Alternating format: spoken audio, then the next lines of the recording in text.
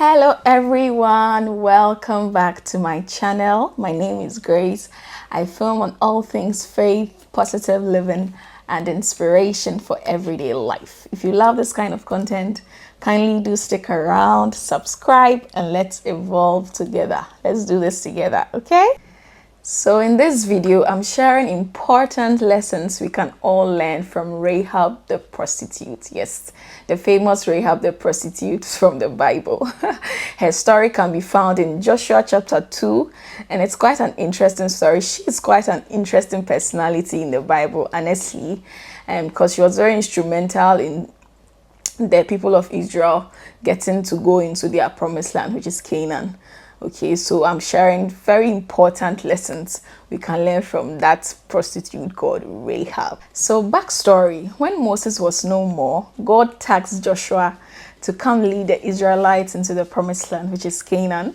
One of the many things that Joshua did when he came to power, when he took office, was to send two men into the promised land to go and secretly explore and see how they can further move on to go and conquer and then take over the promised land as God had promised them.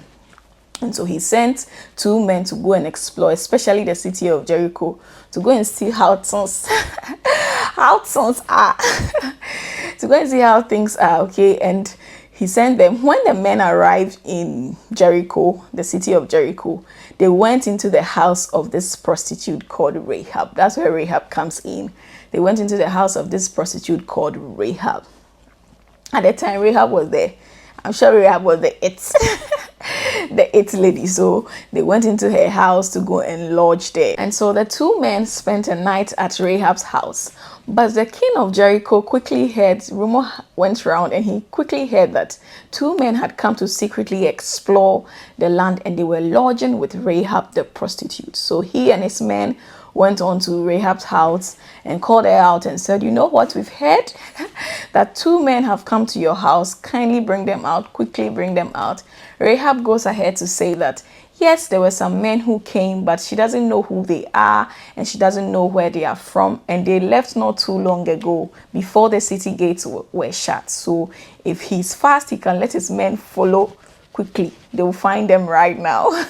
They will really find them since they just left. And so following what Rahab had told the king, he actually had his men follow through, go out of the gate to go and look for these men, these two spies that they thought had run out or left the city.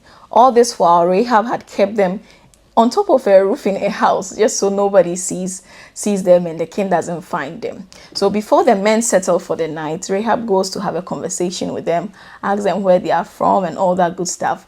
They tell her, they have a discussion, and they ask Rahab to go ahead to promise them that she is not going to reveal to them who they are, to reveal to anybody who they are and what their mission is about and all that. And Rahab also goes ahead to say, okay, I can give you that promise. I can promise you I'm not going to tell and give you away, but you also have to make a promise to me. Kindly do protect my family once you come here to conquer, because they had told her their mission and all that. So once you come to the city to take over, to conquer, do well to live my life, spare my life, spare the life of my family, mother, father, brothers-in-law, mothers-in-law, everybody that's related to me. Do well to spare their lives. So let's have that understanding there. And so the spies also agreed to that, and then both of them went ahead to make that promise to each other.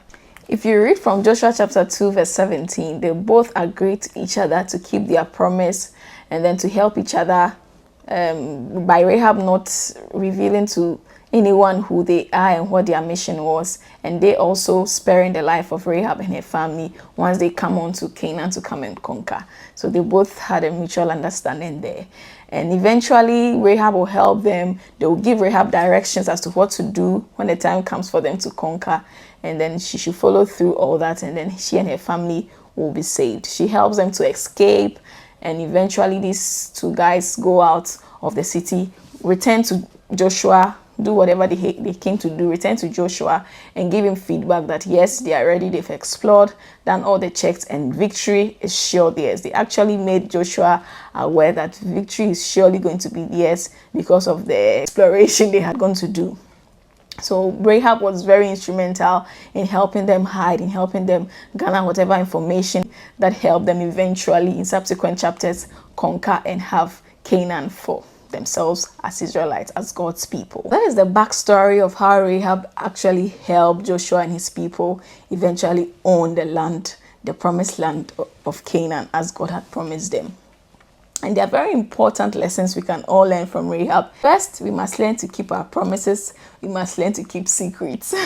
If your friend tells you something, your family tells you something and tells you, don't go and say it. Don't go and say it. If you say you will do A, please do A. Don't do Q. We must learn to actually keep secrets. We must learn to actually keep our promises for our friends, for our family, if they really mean a lot to us. And then if they are telling us not to actually share their secrets, then we shouldn't share their secrets. And if they are also making promises, we should be able to keep up with whichever promises that we are making. The second lesson we can learn from Rahab is that we should show kindness, show kindness, show kindness, be kind. Be kind to people you know, be kind to people you don't know. And this kindness includes with your words, with your actions, in your interactions. Just be kind. If you see that somebody is struggling, like Rahab actually got the hints that these guys were struggling one way or the other, she actually helped them. Go all out to help people. Go all out to show kindness. Then you don't even have to know people to actually help. You don't have to know people or be close buddies with them to actually help or show them kindness. Show kindness in your own way. Show kindness the best way possible. But at all costs, do well to show people some love, show people kindness. If you see that somebody is struggling genuinely and you have the means to, you should even feel privileged to help them. I feel Rahab actually felt some form of privilege to actually go all out and help these two Israelite spies. So let's all try in our best capacity to show kindness to people around us, whether strangers or loved ones. Another very important lesson we can take from this story of Rahab is to value people. Showing kindness to people and valuing them, it goes hand in hand. Value them, place some form of value on the lives of people in your life. Value people, just go all out for people. For instance, Rahab actually valued her family. So when it was time for her to ask that they protect her, she included her family members. She asked that when you come around and you are coming to destroy or conquer, please do well to save me. If she was someone, she would say, oh, just save me and let me go.